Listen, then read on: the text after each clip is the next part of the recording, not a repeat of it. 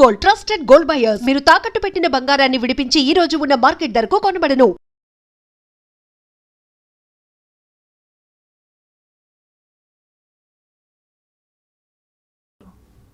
అందుకు కృష్ణుడు యుద్ధం చేయమన్నాడు.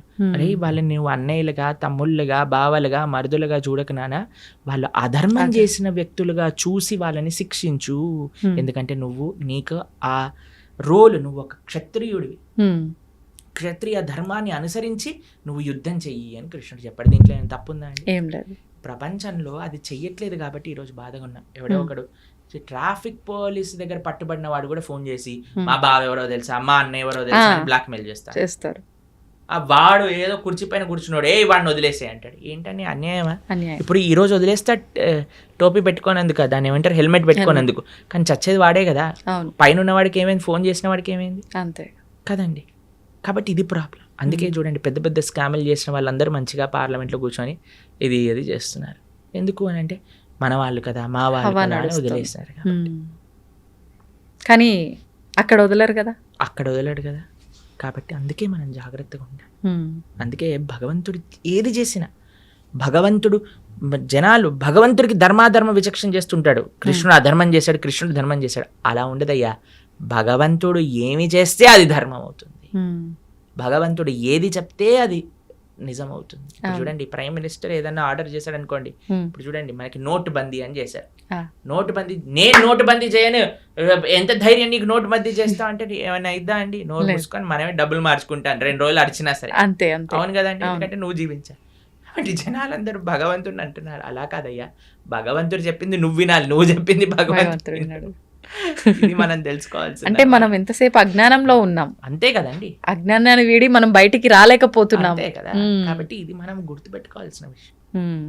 కాబట్టి మనకి తెలియదు, నీకు అర్థం కావట్లేదంటే నువ్వు తెలుసుకో, అంతేగాని భగవంతుడిని మార్చుకోవద్దా. కాబట్టి మనం అందుకే చెప్తున్నాను, ఎక్కడొస్తుంది అంటే శాస్త్రీయమైన శ్రద్ధ ఎప్పుడైతే ఉంటుందో, ఎప్పుడైతే మనం వినయంగా నేర్చుకుంటామో తత్వాన్ని, అప్పుడు మనకి ఏ పరిస్థితిలో ఉన్నా సరే ఆ ధర్మం గోచరిస్తుంది, ఆ ధర్మం మనల్ని కాపాడుతుంది. ఓకే ప్రభుజీ, ఇప్పుడు ధర్మార్థ కామ మోక్షాలు అంటుంటారు, దీన్ని ఎలా తీసుకోవాలి, ఎలా ఆచరించాలి? చూడండి, చతుర్విధ పురుషార్థములు అంటారు. ధర్మ, అర్థ, కామ, మోక్ష. చాలా సింపుల్గా చెప్తాను, చాలా అద్భుతమైన విషయం చెప్తాను మీకు. దీన్ని ఎలా జతపరచాలి అని అంటే, కామము మోక్షంతో, అర్థము ధర్మంతో. ధర్మ, అర్థ, కామ, మోక్ష అన్నారు కదా, 4 ఉన్నాయి. ఓకేనా? ధర్మాన్ని అర్థాన్ని కలపండి, కామాన్ని మోక్షాన్ని కలపండి. అర్థం అంటే ఏంటో తెలుసా అండి? ఐశ్వర్యం, డబ్బులు. దేంతో కలపమన్నా? ధర్మంతో. అంటే మనం సంపాదించే ప్రతి రూపాయి కూడా ధార్మికంగా సంపాదించాలి, ధర్మం కోసం ఖర్చు పెట్టాలి. ఇదొక పాయింట్ అయిపోయిందా? కామము అంటే కోరిక. ఏం కోరుకోవాలి నువ్వు?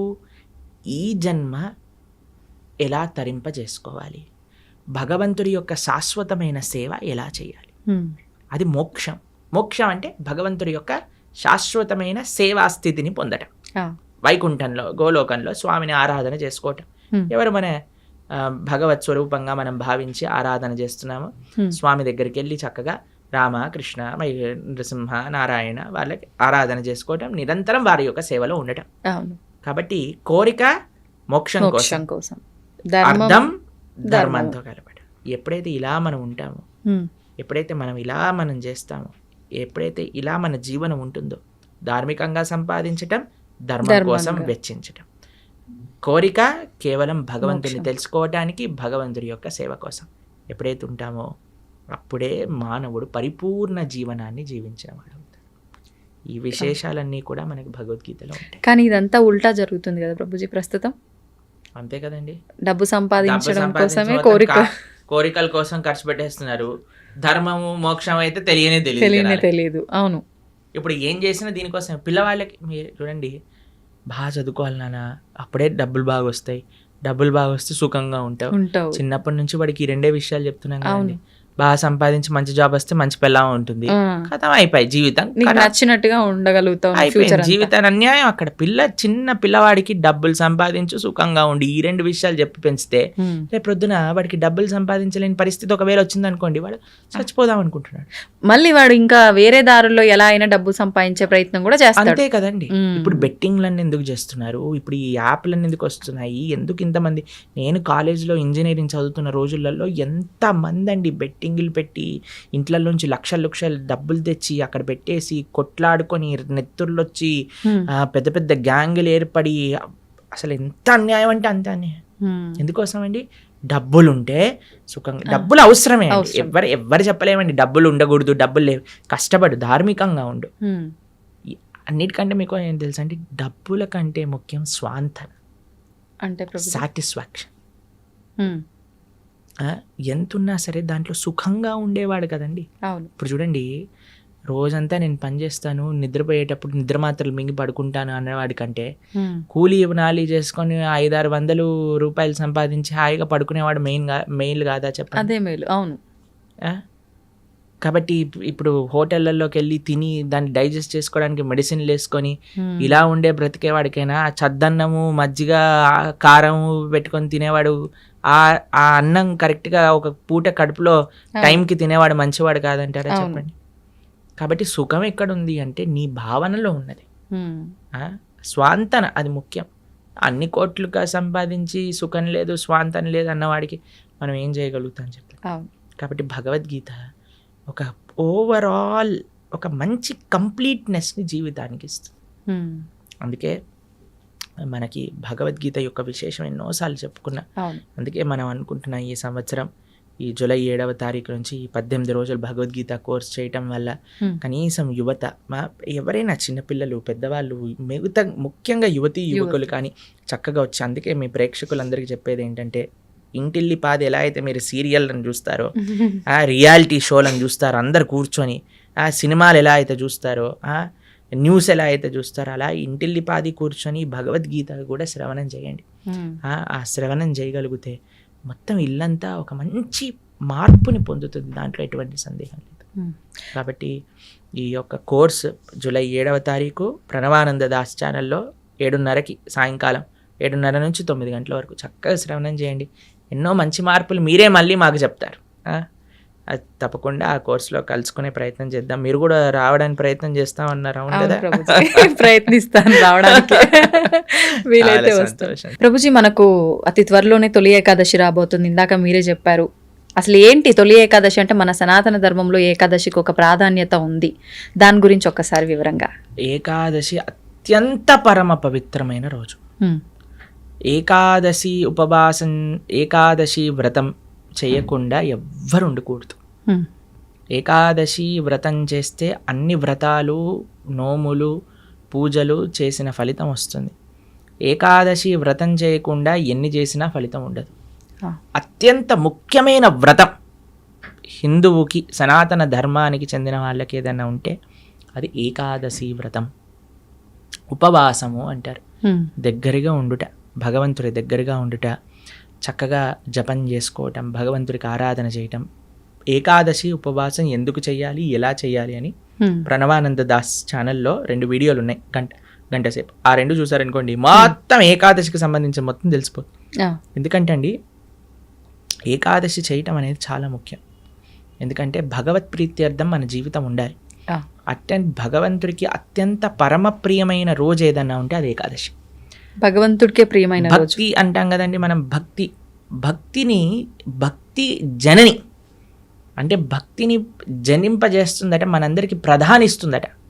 ఆ రోజు ఏది అంటే ఏకాదశి. ఏకాదశి వ్రతం చేయటం చేత భక్తి వర్ధిల్లుతుంది, భక్తి పెరుగుతుంది, భక్తి వస్తుంది అని చెప్తారు. కాబట్టి అలాంటి ఏకాదశి వ్రతం చేయటంలో అత్యంత సావధానంగా ఉండాలి మనందరం. పాపం ఎవరైనా ప్రభుజీ ఇంతవరకు చేయలేదండి, ప్రారంభం చేస్తా, ఎప్పుడు చేయాలి అని అన్నారనుకోండి, తొలి ఏకాదశి లేదా దేవశయని ఏకాదశి అంటారు దీన్ని. భగవంతుడు ఆ రోజు యోగ నిద్రలోకి వెళ్తారట. గురక నిద్ర కాదు, యోగ నిద్రలోకి వెళ్తారు స్వామి తొలి ఏకాదశి రోజున. పార్శ్వ ఏకాదశి రోజు ఒక చేతి నుంచి ఇంకో చేతికి మారుతారనమాట. ఇలా మారుతాం కదా. అవును అవును. దాని తర్వాత ఉత్థాన ఏకాదశి రోజు భగవంతుడు లేస్తారట. పడుకోవటం అంటే అని నిద్రపోవటం కాదు, ఆయన యోగ నిద్ర.